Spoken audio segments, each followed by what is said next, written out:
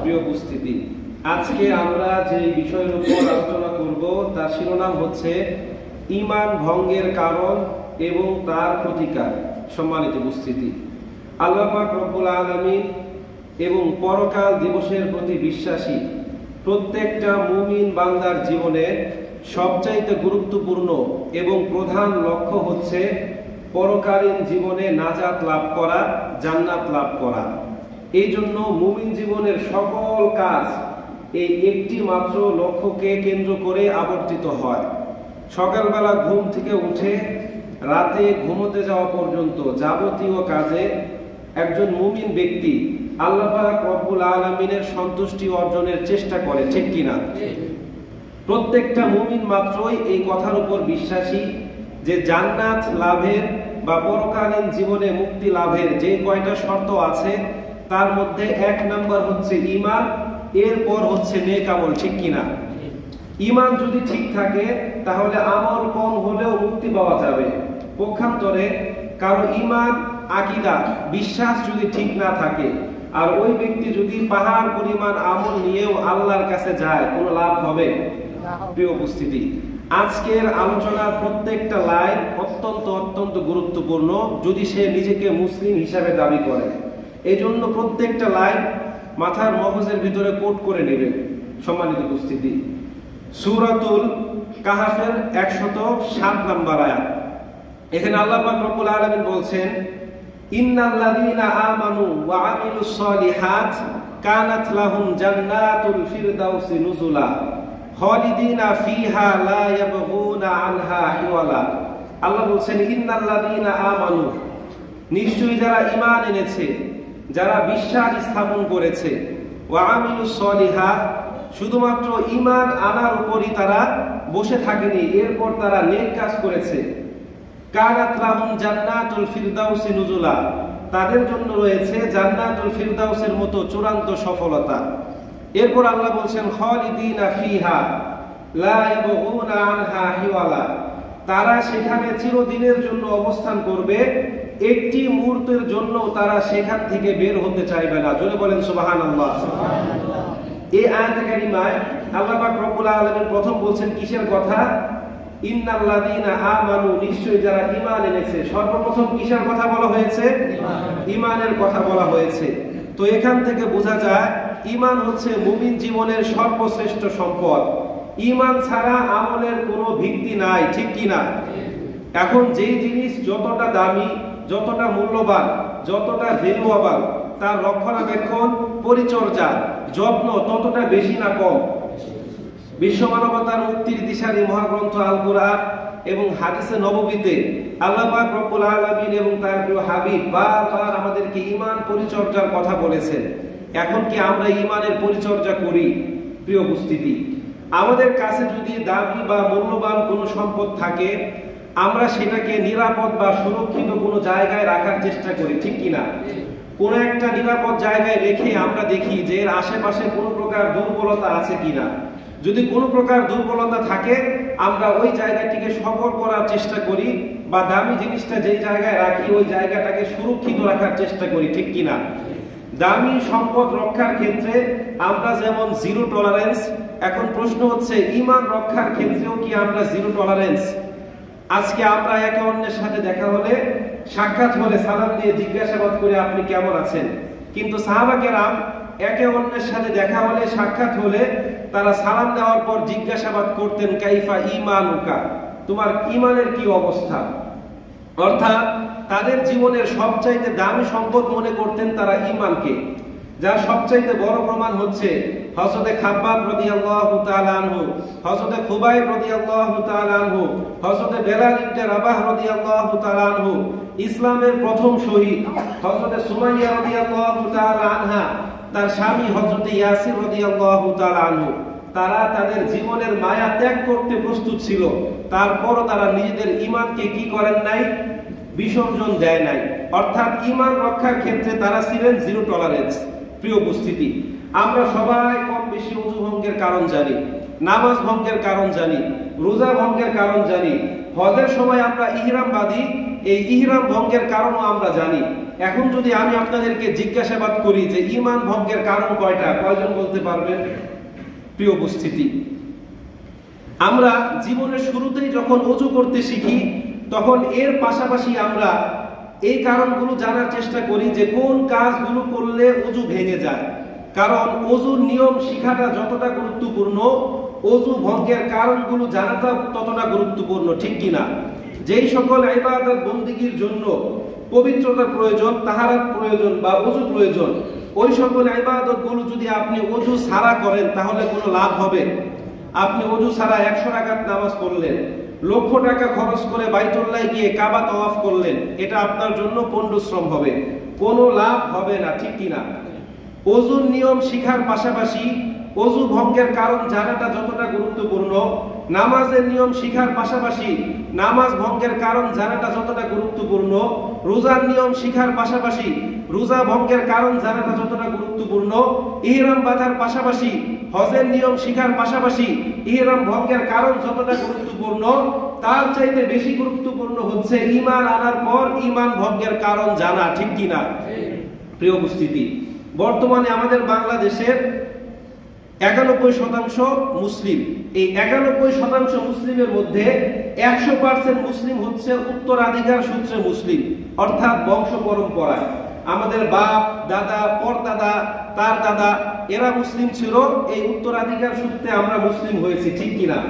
তো আমরা নিজেদেরকে মুসলিম হিসাবে দাবি করি, কিন্তু আমরা আমাদের জীবনে প্রাত্যহিক লাইফে আমরা এমন কাজগুলো করি যা কখনোই একজন মুসলিমের করা উচিত নয়, ঠিক কিনা?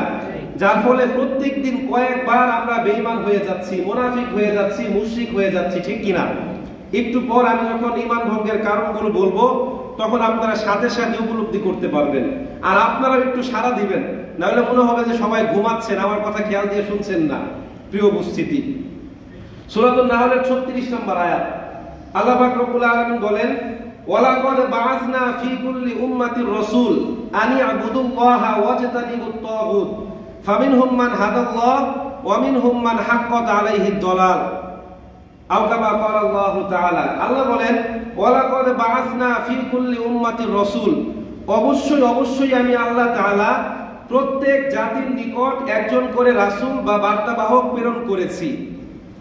আন ইয়াবুদুল্লাহ, এই মর্মে তারা যেন মানুষকে বলে, মানুষ যেন আমি আল্লাহ পাক রব্বুল আলামিনের ইবাদত বন্দেগী করে, ওয়াজতানিবুত তাগুত, তাগুত থেকে নিজেদেরকে বিরত রাখে।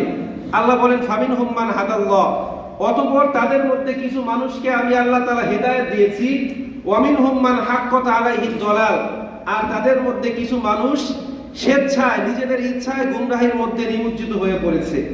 তো এই আয়াত থেকে বোঝা যায় যে আল্লাহ পাক রব্বুল আলামিন প্রত্যেক জাতির নিকট কোনো না কোনো রাসূল প্রেরণ করেছেন, ঠিক কিনা? প্রিয় উপস্থিতি, কেন? তাদেরকে শয়তানের ধোঁকা থেকে রক্ষা করার জন্য, জাহান্নাম থেকে বাঁচানোর জন্য। কারণ আল্লাহ পাক রব্বুল আলামিন যখন জান্নাত থেকে শয়তানকে বিতাড়িত করলো, তখন শয়তান একটা শপথ নিয়েছিল, প্রতিজ্ঞাবদ্ধ হয়েছিল, যা আল্লাহ পাক রব্বুল আলামিন সূরাতুল আরাফের 17 নম্বর আয়াতের মধ্যে উল্লেখ করেছেন।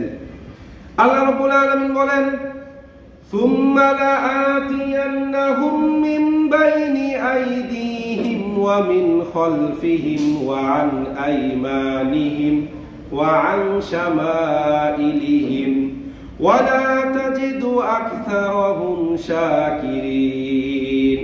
আল্লাহ রাব্বুল আলামিন বলেন, আমি আল্লাহ তাআলা যখন শয়তানকে জান্নাত থেকে বিতাড়িত করলাম তখন সে প্রতিজ্ঞাবদ্ধ হয়েছিল, সে বলেছিল, সুম্মা লাআতিয়ান্নাহুম, অবশ্যই অবশ্যই আমি আপনার বান্দাদের নিকট যাব, মিন বাইনি আইদিহিম, তাদের সামনের দিক থেকে, ওয়া মিন খালফিহিম, তাদের পেছন দিক থেকে, ওয়া আন আইমানিহিম, তাদের ডান দিক থেকে, ওয়া আন শামাইলিহিম, তাদের বাম দিক থেকে, ওয়া লা তাজিদু আকসারাহুম শাকিরিন, আর মানুষের মধ্যে অধিকাংশ মানুষকে আপনি শুকরগুজার বান্দা হিসাবে পাবেন না, ঠিক কিনা?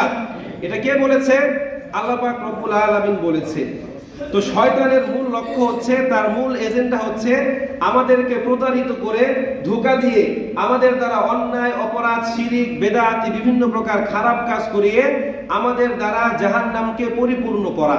এটা হচ্ছে শয়তানের 1 নাম্বার টার্গেট।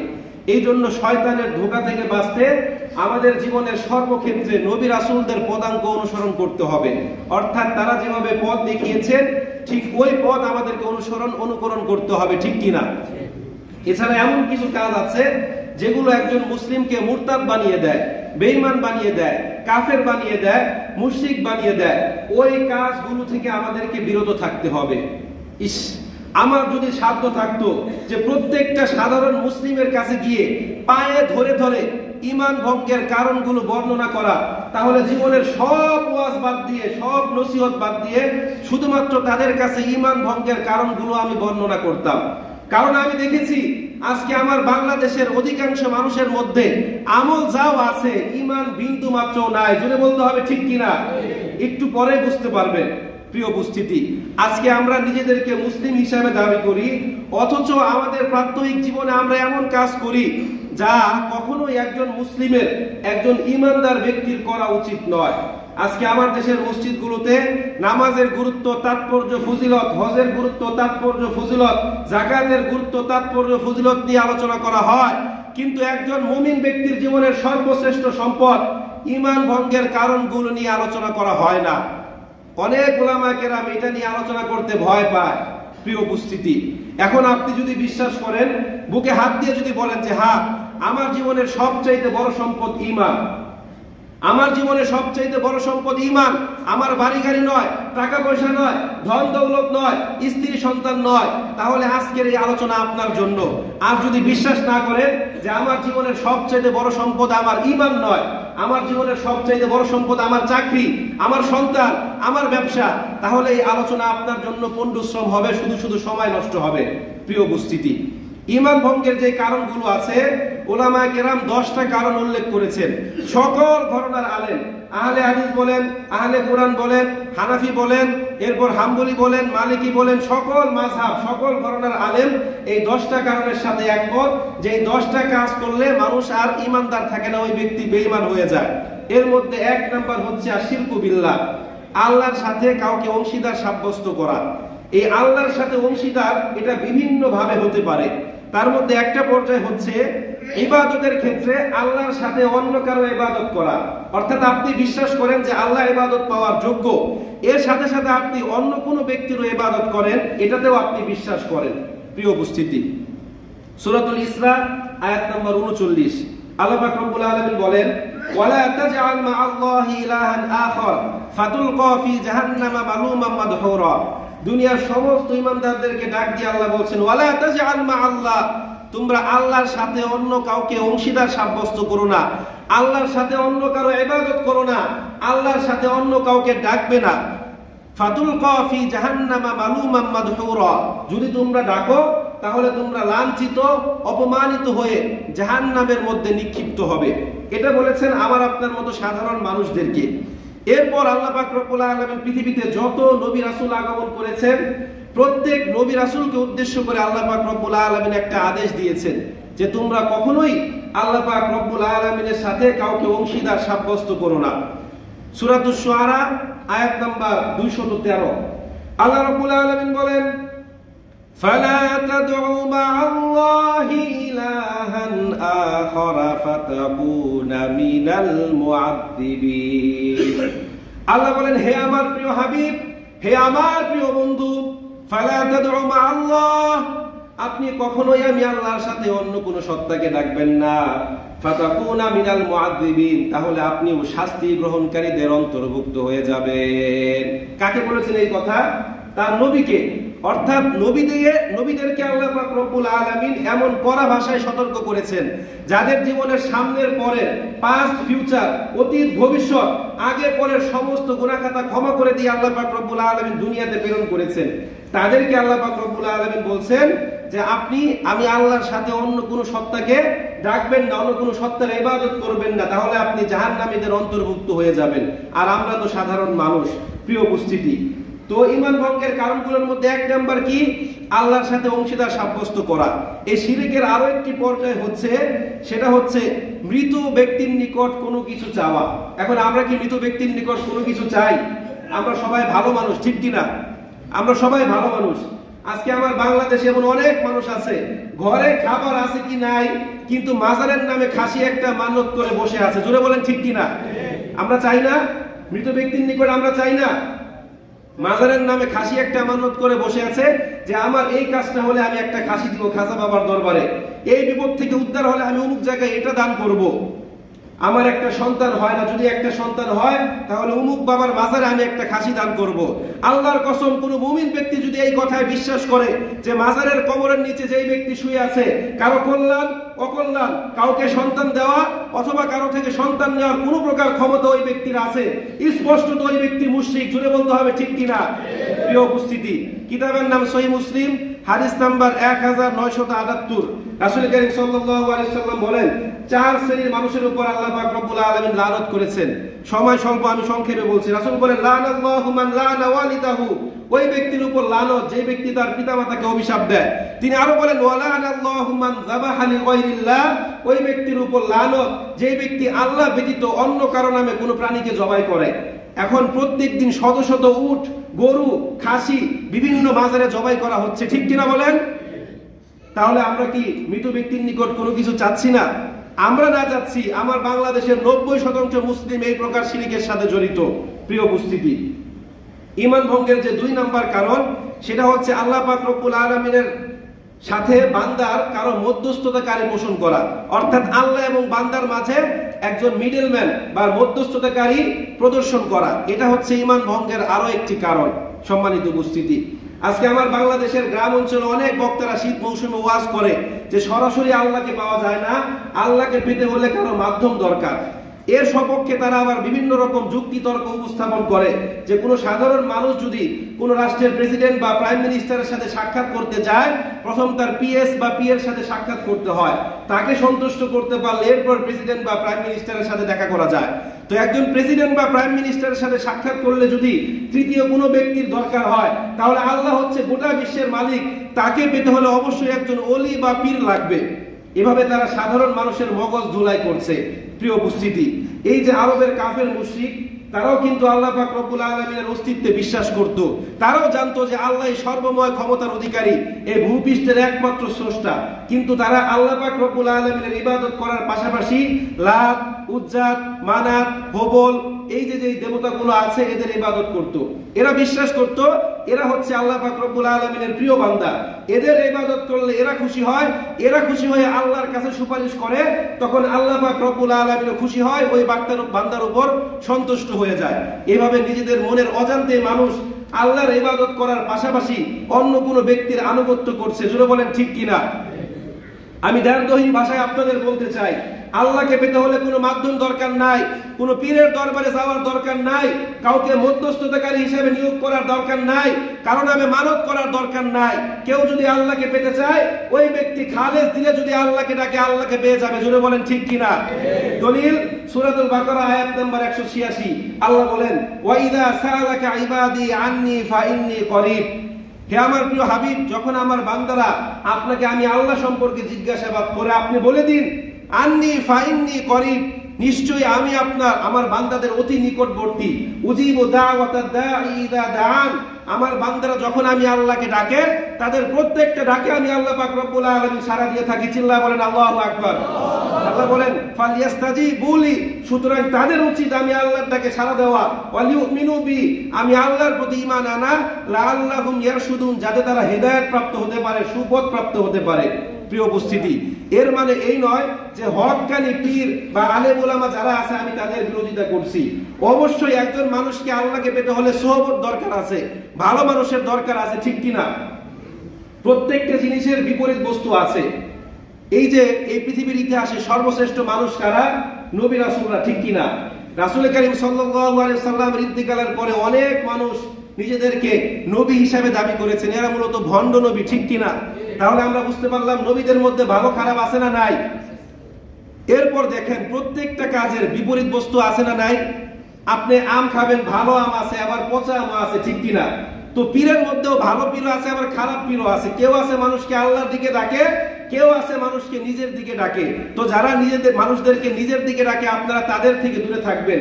এদের কাছে গেলে মূলত আপনাদের কি হয়, আল্লাহর সাথে অন্য কাউকে শরীক করা হয়। প্রিয় উপস্থিতি, একজন মুসলিমকে আল্লাহকে পেতে হলে অবশ্যই আলেম ওলামা বা আল্লাহ পাক রব্বুল আলামিনের নৈকট্যশীল বান্দা যারা আছে তাদের কাছে যেতে হবে। কিন্তু যারা ভণ্ড ওলামা কেরাম আছে এদের কাছে আপনারা কখনোই যাবেন না। সম্মানিত উপস্থিতি, ঈমান ভঙ্গের যে 3 নাম্বার কারণ সেটা হচ্ছে কোন কাফের মুশরিককে কাফের মুশরিক মনে না করা, অর্থাৎ কোন বিধর্মীর মতবাদকে সঠিক মনে করা। সূরাতুত তাওবা আয়াত নাম্বার 28 আল্লাহ বলেন, ইন্নামাল মুশরিকুনা নাজাসুন, নিশ্চয়ই কাফের মুশরিকরা হচ্ছে অপবিত্র। অন্য আয়াতে আল্লাহ বলেন, আন্নাল্লাহা বারিউম মিনাল মুশরিকিনা ওয়া রাসূলুহু, আল্লাহ এবং তার রাসূল এই সকল কাফের মুশরিকদের থেকে মুক্ত, অর্থাৎ তাদের সাথে আল্লাহ এবং তার রাসূলদের কোনো সম্পর্ক নাই। তো যারা মনে করে সব ধর্মই এক, দিন শেষে সবাই একই জায়গায় যাবে, অর্থাৎ আমার ধর্ম সঠিক তার ধর্ম সঠিক, এভাবে মন্তব্য করে নিজেদের মনের অজান্তেই ওই সকল মানুষ ঈমান হারা হয়ে যাচ্ছে। আজকে আমার দেশে সেকুলার এক ধরনের মুসলিম আছে, এরা বলে ধর্ম যার যার উৎসব সবার, সব ধর্মই এক, সুতরাং আমাদের সম্প্রীতি বজায় রাখার জন্য সমস্ত উৎসব, সব ধর্মের উৎসবে অংশগ্রহণ করা উচিত।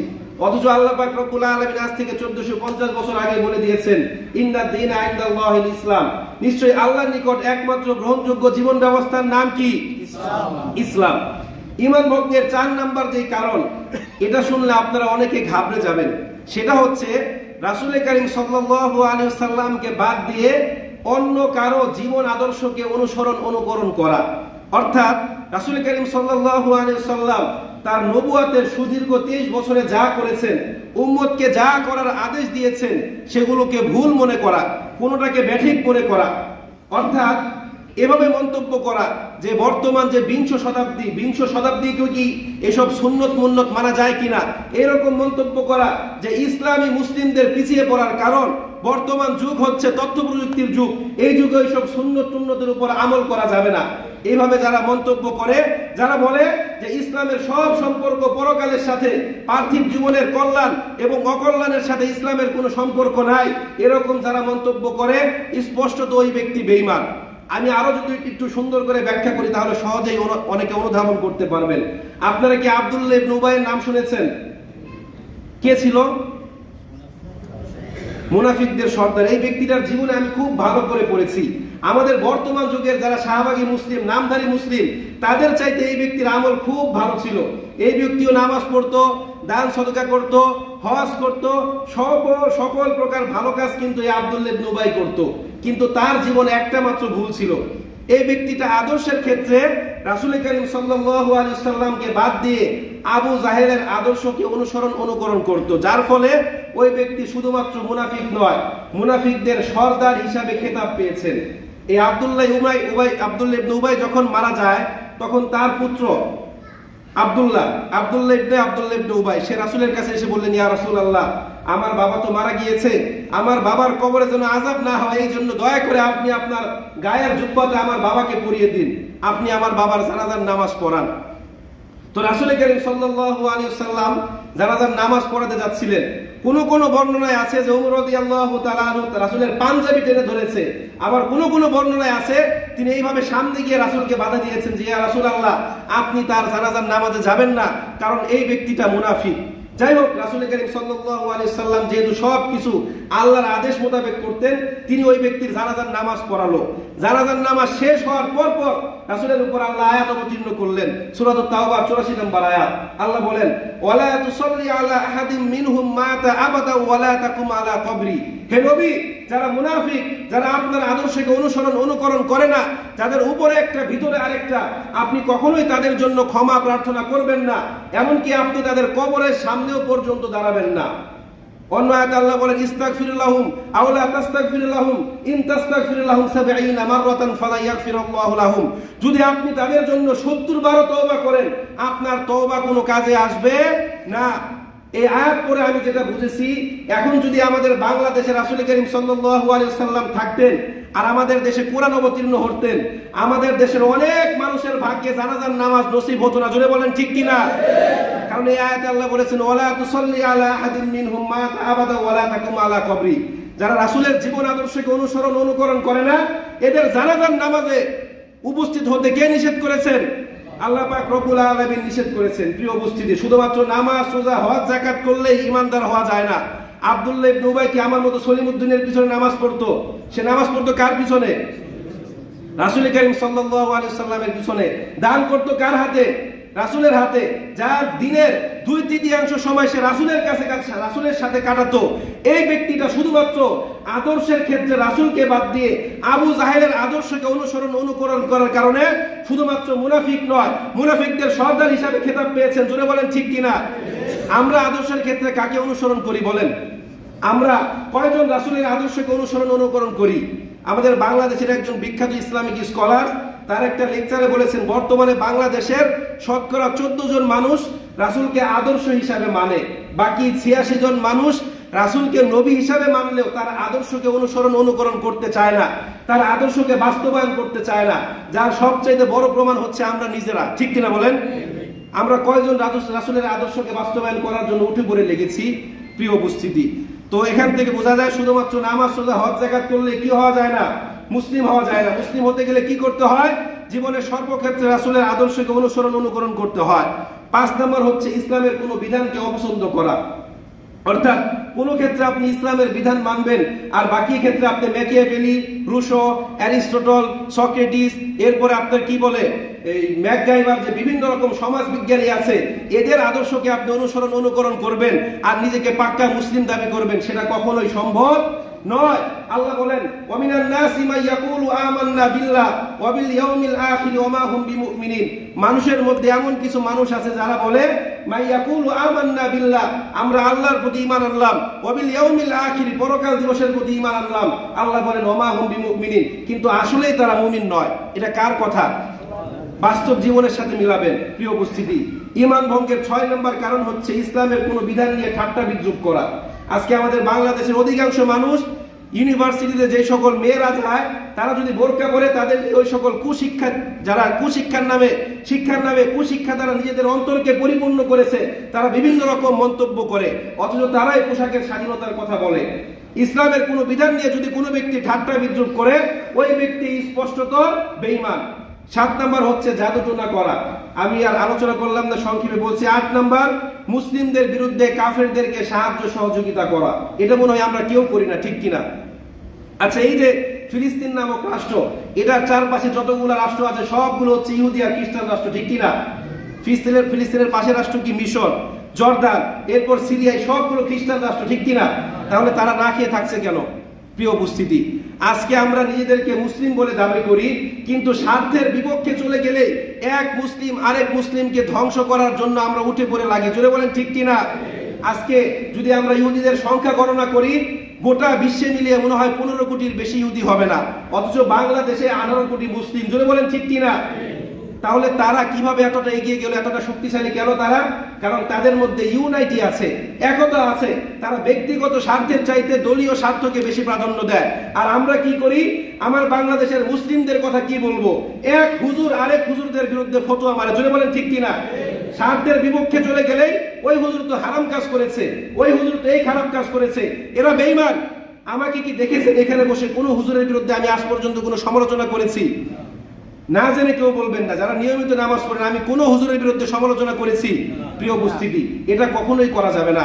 আল্লাহ বলেন, ওয়াতাসিমু বিহাবলিল্লাহি জামিআ ওয়া লা তাফাররাকু, তোমরা আল্লাহর রশিকে, আল্লাহর রজ্জুকে শক্ত করে আঁকড়ে ধরো, তোমরা কখনোই পৃথক হইও না। এটা কার আদেশ? এখন এই আদেশ যদি আমি লঙ্ঘন করি, তাহলে কি আমি আর মুসলিম থাকবো? প্রিয় উপস্থিতি, ঈমান ভঙ্গের 9 নম্বর কারণ হচ্ছে আল্লাহ পাক রব্বুল আলামিনের মনোনীত ধর্ম থেকে মুখ ফিরিয়ে নেওয়া। অর্থাৎ কোরআনে আল্লাহ যেটাকে যেভাবে করতে বলেছেন আপনি মুখ ফিরিয়ে নিলেন, না এটা আমার ভালো লাগে না। ইসলাম 4টা বিয়ের কথা বলেছে, পুরুষদের কাছে এটা ভালো লাগে। আবার ইসলাম পর নারীর দিকে তাকাতে নিষেধ করেছে, এটা আপনার কাছে ভালো লাগে না, ঠিক কিনা? আজকে 4টা বিয়ে করলে বা একটার বেশি একাধিক বিয়ে করলে ওই লোকটা লুচ্চা, কিন্তু যখন সে একাধিক প্রেম করে, একাধিক পরকীয়া করে, বিবাহ বহির্ভূত সম্পর্ক করে, তখন এটাকে বলি আমরা আধুনিকতা। জোরে বলতে হবে ঠিক কিনা? এটা কখনোই করা যাবে না। প্রিয় উপস্থিতি, 10 নম্বর হচ্ছে নিফাক, অর্থাৎ মুনাফিকি। মনের ভিতরে একটা, উপরে একটা, সেটা হোক আল্লাহর সাথে হোক বান্দার সাথে। এই 10টা কারণ যার মধ্যে থাকবে ওই ব্যক্তি ঈমানদার নয়, ওই ব্যক্তি কি